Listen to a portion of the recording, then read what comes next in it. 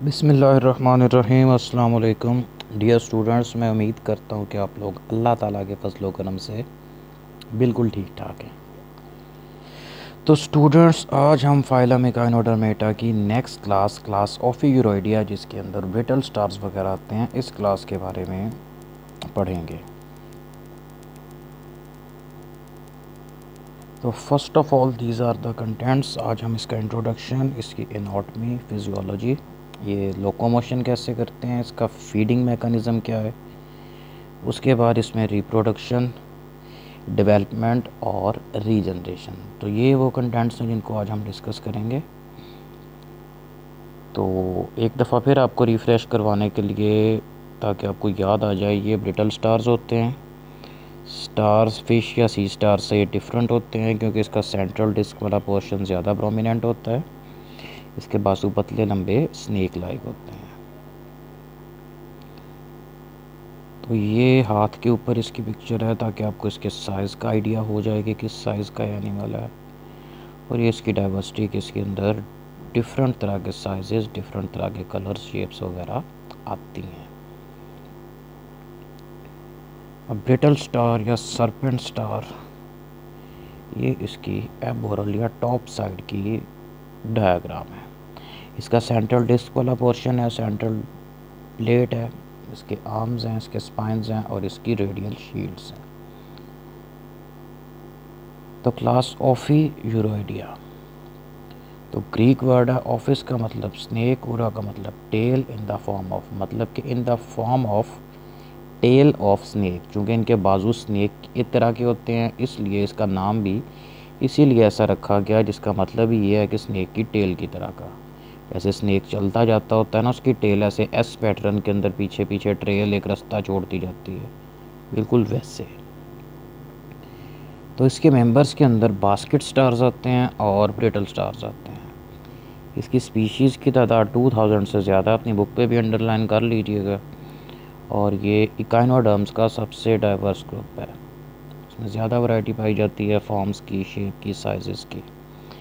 तो ओफियूरोइडिया, इनको अक्सर जो बायोलॉजिकल एक्सपर्ट या साइंटिस्ट होते हैं वो नज़रअंदाज कर देते हैं, क्योंकि एक तो ये साइज़ के अंदर छोटे होते हैं, लेस प्रोमिनेंट होते हैं, और दूसरा ये कि ये ओपन सी फ्लोर के ऊपर कम ही आते हैं। ये ज़्यादातर चट्टानों के दरमियान में जो दरारें वगैरह होती हैं वहाँ पे रहते हैं, पत्थरों के नीचे घुसे रहते हैं, या कोरल रीफ्स वगैरह के अंदर, या जो बड़ी बड़ी एल्गी पाई जाती है, जायंट ब्राउन एल्गी जिसको कैल्प्स भी कहा जाता है, ये उसके साथ चिमटे रहते हैं। चूँकि ये खुले समंदर में या सी फ्लोर पे नहीं आते, इसलिए दूसरे एनिमल्स के साथ इनके इंटरेक्शंस भी कम हैं।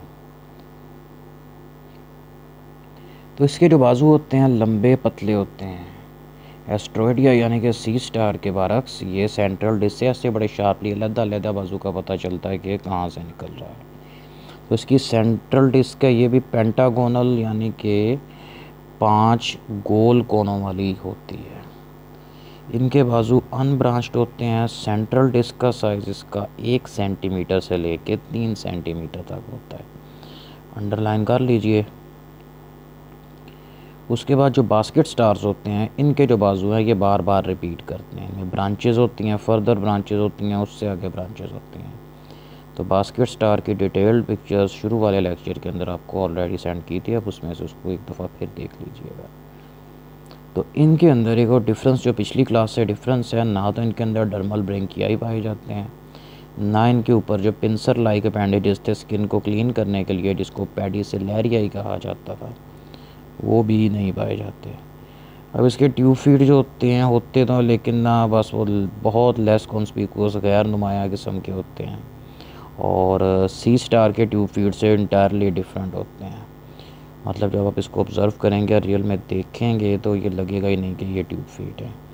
इनके ऊपर सक्शन डिस्क भी नहीं होती, जो वो नॉब लाइक या बल्ब लाइक अपेंडेजेस थे, एम्प्यूली, जो ट्यूब फीड में पानी पंप करने के काम आते हैं, वो भी नहीं है। तो मसल कॉन्ट्रैक्शन के लिए जो ट्यूब फीड की बेस है, वो उसके साथ जो अटैच फाइबर्स होते हैं वो यूज़ होते हैं।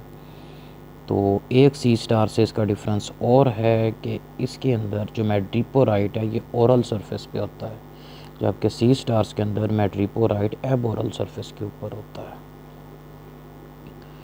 नेक्स्ट इसके अंदर जो वाटर वास्कुलर सिस्टम पाया जाता है, ये लोकोमोशन के लिए इस्तेमाल नहीं करते, इसलिए ये अपने स्केलेटन को, यानी कि इनकी स्किन के बिल्कुल नीचे जो इनमें एंडोस्केलेटन ऑसिकल्स वाला पाया जाता है, ये उसको ही चीज़ों को ग्रैस्प करने के लिए, पकड़ने के लिए और मूव करने के लिए यूज़ करते हैं। सुपरफिशियल ऑसिकल जो स्किन में मतलब थोड़ी ऊपर करके होती हैं, इसकी एबोरल सरफेस पे पाई जाती हैं। ये इसके बाजुओं की साइडों पे और बाजुओं की ऊपर वाली यानी कि टॉप और लेफ़्ट राइट साइड जो होती है उसको भी कवर करते हैं।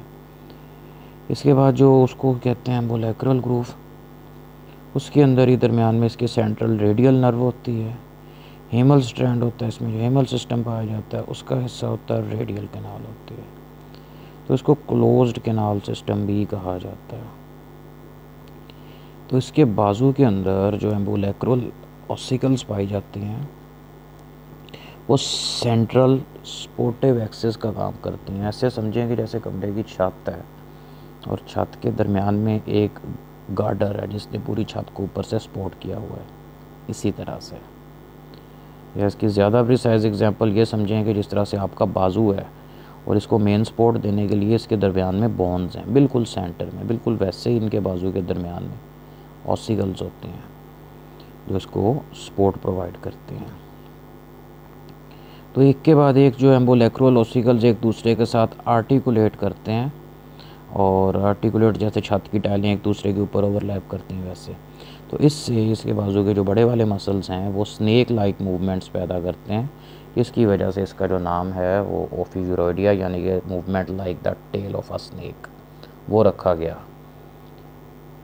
तो बिल्कुल जिस तरह से सांप एस पैटर्न के अंदर चलता है, इसी तरह से अपने बाजू ये मूव करता है और इसी तरह से अपने बाजुओं को कर्ल कर करके आगे को चलता है।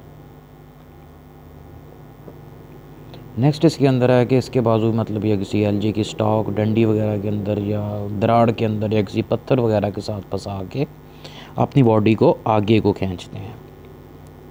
तो लोकोमोशन के दौरान इनका जो सेंट्रल वाला पोर्शन होता है डिस्क वाला, ये इसको ज़मीन से थोड़ा सा ऊपर उठा के रखते हैं और अपना सारा वज़न अपने बाजुओं पे डाल के उसके ऊपर ऊपर चलते हैं, क्योंकि अगर इसकी डिस्क ज़मीन से ऊपर इसको नहीं उठाएंगे तो वो ज़मीन के साथ साथ घिसट घिसट के चलेगी, फ्रिक्शन ज़्यादा होगी तो इसकी एनर्जी भी ज़्यादा लगेगी, स्पीड पे भी फ़र्क आएगा।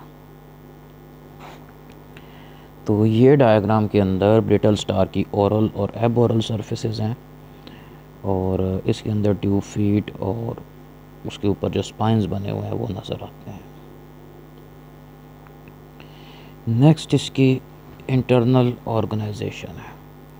तो इंटरनल ऑर्गेनाइजेशन के अंदर स्टूडेंट्स जो सबसे ऊपर टॉप वाली डायग्राम है जिसके अंदर ये कंप्लीट ब्रिटल स्टार बना हुआ है, तो इसके अंदर भी सेंटर में वैसे ही स्टमक है, रिंग कैनाल है, इसके बाजुओं के अंदर ही इसके मतलब के गोनैड्स पाए जाते हैं, माउथ इसका भी निचली साइड पे ही होता है, सिलोम इसकी भी रिड्यूस्ड ही होती है और माउथ के इर्द गिर्द जाज जबड़े भी पाए जाते हैं। उसके बाद जो नीचे यानी कि दोनों डायग्राम्स के जो सेंटर में डायग्राम बनती है, इसके दरमियान में इसका माउथ है जिसके अंदर इसके टीथ भी नज़र आ रहे हैं जो छोटे छोटे जानवरों के शेल्स को, जिस तरह से मोलस्का वगैरह के शेल को क्रश करने के लिए यूज़ किए जाते हैं। और जो नीचे राइट वाली पिक्चर है ये इसके बाजू का क्रॉस सेक्शन है, इसके अंदर इसके स्पाइंस, इसके ज़रा जो डिफरेंट फॉर्म के ट्यूब फीड होते हैं और इसके अंदर इंटरनल रेड कलर से जो रिंग्स बने हैं ये इसके मसल के फाइबर्स हैं जिससे इसके बाजू इधर उधर कर्ल करते हैं और दरमियान में इसके अंदर एक नर्व होती है।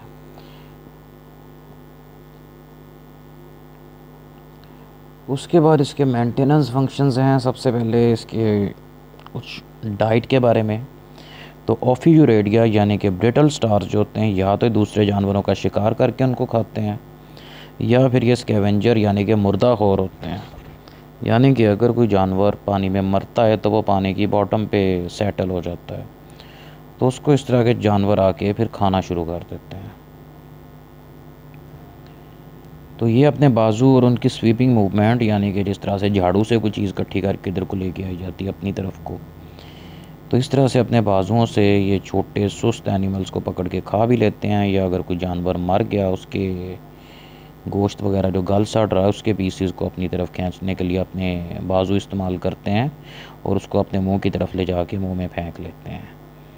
तो इसके कुछ ओफियूरोइडिया के कुछ मेंबर्स होते हैं, ये फ़िल्टर फीडर होते हैं। ये